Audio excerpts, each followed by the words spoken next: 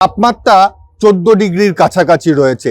এই মুহূর্তে কাটোয়া আদালতের সামনে দেখা যাচ্ছে যে প্রচুর মানুষ, আর সেখানে যেমন মহিলা রয়েছে, পুরুষ রয়েছে, তারা কিন্তু একেবারে শীতের মধ্যে জবুথবু হয়ে বসে রয়েছে। একটাই কারণ, এফিডেভিট করবে তারা, সেই জন্য আদালতের সামনে দাঁড়িয়ে রয়েছে। কাটোয়া আদালতের নিয়ম অনুযায়ী এখানে 20 জনের বেশি এফিডেভিট করতে পারবে না। মূলত এখানে যারা এসেছে তারা বেশিরভাগই এসেছে তাদের ভোটার যে কার্ড, সেখানে হয়তো নাম ভুল রয়েছে, তালিকায় বাবার নাম ভুল রয়েছে, সেই জন্য তাদের শুনানিতে ডাক পড়েছে এবং যার জন্য তাদের একটা এফিডেভিট করার দরকার।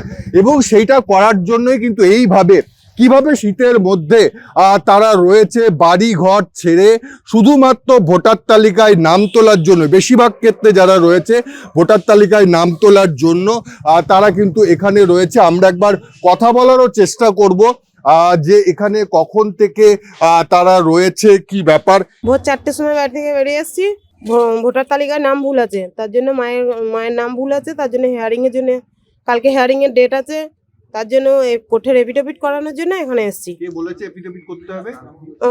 ওখানকার পার্টি পঞ্চায়েতের লোকে বলেছে আর কি, যে এফিডেভিট করতে হবে। নাম উঠে যাবে না, একের দাগে নাম উঠেছে। উনি আমার মা হন, এবার মায়ের শরীর ভালো নেই বলে আমি মাকে একলা ছেড়ে দিতে পারিনি।